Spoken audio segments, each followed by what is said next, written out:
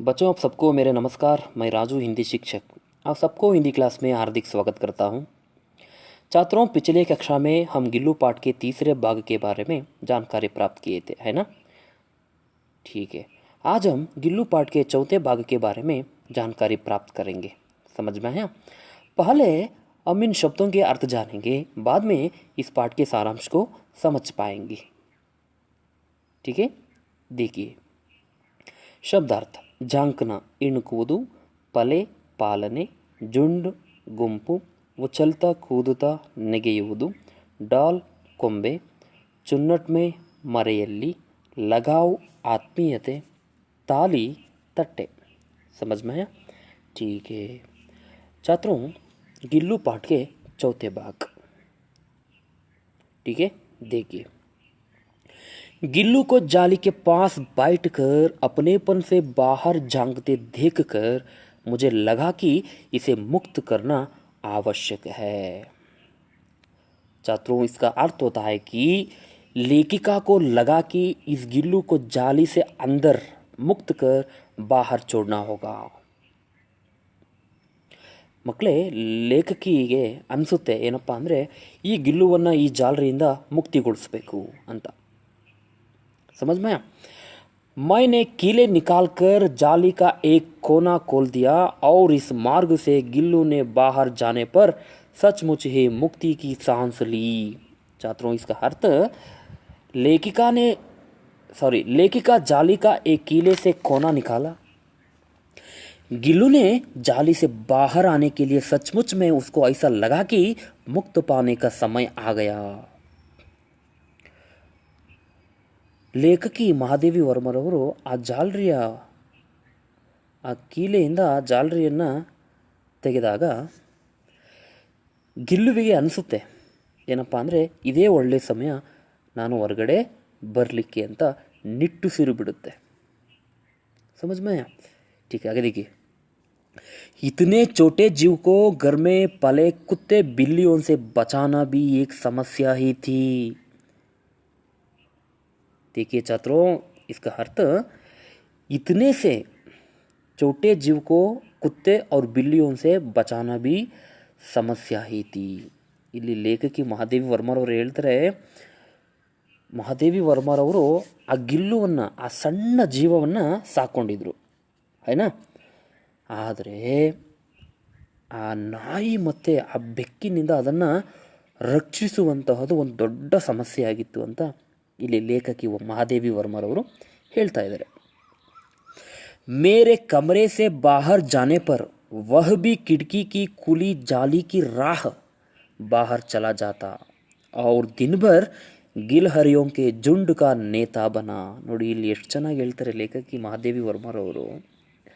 इसका अर्थ छात्रों, लेखिका के कमरे से बाहर जाने के बाद गिल्लू भी खिड़की से बाहर चला जाता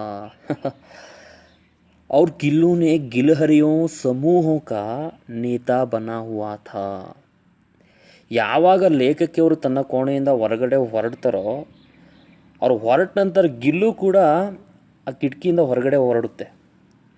ಹೊರಗಡೆ ಬಂದು ಅವ್ರು ಗಿಲ್ಲುನೇ ಗಿಲಹರಿಯೋ ಸಮೂಹ ಕಾ ನೇತಾ ಬನಾ ಹುವಾ ಥಾ, ಹೊರಗಡೆ ಬಂದು ಆ ಗಿಲಹರಿಗಳ, ಆ ಹಳಿಲುಗಳ ಒಂದು ಗುಂಪಿಗೆ ಲೀಡರ್ ಆಗುತ್ತೆ, ನಾಯಕನಾಗುತ್ತೆ। समझ में आया छात्रों? आगे देखेंगे। हर डाल पर उछलता कूदता रहता और ठीक 4 बजे वह खिड़की से भीतर आकर अपने झूले में झूलने लगता। इसका अर्थ, गिल्लू पेड़ की हर डाली पर उछलता कूदता रहता था और गिल्लू ठीक 4 बजे अपनी खिड़की से अंदर आकर झूले में झूलता रहता था। ಆ ಗಿಲ್ಲು ಮರದ ಪ್ರತಿ ಕೊಂಬೆ ಮೇಲೂ ಕೂಡ ನೆಗೆದಾಡ್ತಾ ಇರ್ತಿತ್ತು। ಪ್ರತಿ ಕೊಂಬೆಯಿಂದ, ಈ ಕೊಂಬೆಯಿಂದ ಆ ಕೊಂಬೆಗೆ, ಆ ಕೊಂಬೆಯಿಂದ ಈ ಕೊಂಬೆಗೆ ನೆಗೆದಾಡ್ತಾ ಇರ್ತಿತ್ತು। ಸರಿಯಾಗಿ 4 ಗಂಟೆಗೆ ಕಿಟಕಿಯ ಒಳಭಾಗದಿಂದ ಬಂದು ಆ ಕಿಟಕಿ ಹತ್ತಿರ ನೇತಾಕಿರುವಂತಹ ತೊಟ್ಟಿಲಲ್ಲಿ ತೂಗಾಡ್ತಾ ಇರ್ತಿತ್ತು। समझ में आया? ठीक है, आगे देखिए। मुझे चौंकाने की इच्छा उसमें ना जाने कब और कैसे उत्पन्न हो गई थी। इसका अर्थ लेखिका को आश्चर्यचकित करने की इच्छा गिल्लू में कब और कैसे उत्पन्न हुई, यह लेखिका को पता नहीं लगा। ಲೇಖಿಕ ಮಹಾದೇವಿ ವರ್ಮನ ಆಶ್ಚರ್ಯಗೊಳಿಸುವಂತಹ ಮನಸ್ಸು, ಆಸೆ ಗಿಲ್ಲುವಿನಲ್ಲಿ ಯಾವಾಗ ಹೇಗೆ ಉತ್ಪತ್ತಿ ಆಯಿತು ಅಂತ ಲೇಖಕಿ ಮಹಾದೇವಿ ವರ್ಮರವರಿಗೆ ಗೊತ್ತಿಲ್ಲ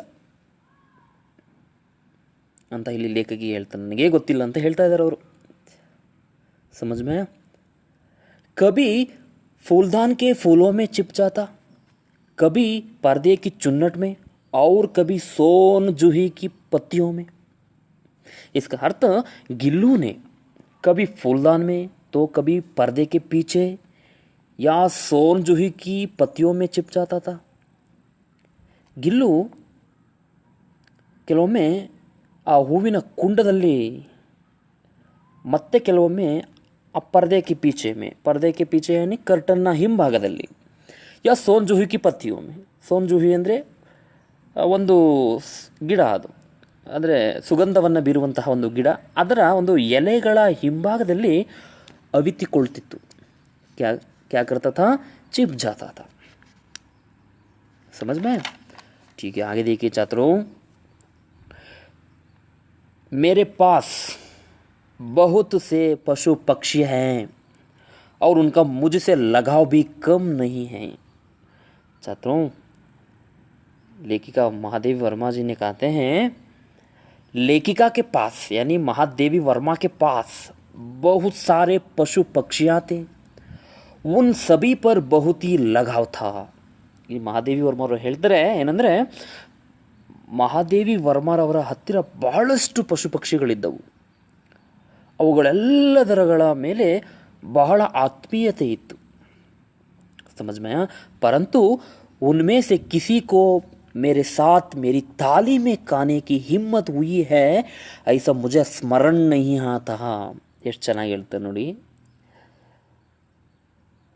लेकिन लेखिका को यानी महादेवी वर्मा को अब तक याद नहीं है कि उन सभी पशु पक्षियों में से कोई भी इनकी थाली में खाया हो. ಎಷ್ಟು ಚೆನ್ನಾಗಿ ಹೇಳ್ತಾರೆ ನೋಡಿ. ಆದರೆ ಲೇಖಿಕಾ ಮಹಾದೇವಿ ವರ್ಮರಿಗೆ ಇದುವರೆಗೂ ನೆನಪಿಲ್ವಂತೆ ಏನಪ್ಪ ಅಂದರೆ, ಅಷ್ಟೆಲ್ಲ ಪಶು ಪಕ್ಷಿಗಳಿದ್ದರೂ ಕೂಡ ಅವುಗಳಲ್ಲಿ ಯಾವುದು ನನ್ನ ತಟ್ಟೆ ಒಳಗಡೆ ಬಂದು ತಿಂದಿರಬಹುದು ಎನ್ನುವುದು ಇದುವರೆಗೂ ಕೂಡ ಅವ್ರಿಗೆ ನೆನಪೇ ಇಲ್ವಂತೆ. ಯಾವ ಪಶು ಪಕ್ಷಿ ಬಂದು ನನ್ನ ತಟ್ಟೆ ಒಳಗಡೆ ಬಂದು ಊಟ ಮಾಡಿರಬಹುದು, ತಿಂದಿರಬಹುದು, ಏನಾದರೂ ತಿಂದಿರಬಹುದಾ ಅಂತ ಇದುವರೆಗೂ ಅವ್ರಿಗೆ ನೆನಪಿಲ್ಲ ಅಂತ ಮಹಾದೇವಿ ವರ್ಮರವರು ಹೇಳ್ತಾರೆ. समझ में आया छात्रों? ठीक है छात्रों, आज की कक्षा में गिल्लू पाठ की चौथाई इकाई का विवरण खत्म हुआ. इसके संबंधित आपको कोई संदेह है तो पूछिए, तथा घर में एक बार स्पष्टता से पाठ पढ़ने का प्रयास कीजिए. ठीक है, और इस भाग के संबंधित मैं कुछ प्रश्न भेजूंगा, आप इन प्रश्नों के उत्तर लिखकर व्हाट्सएप में भेजिए. समझ में?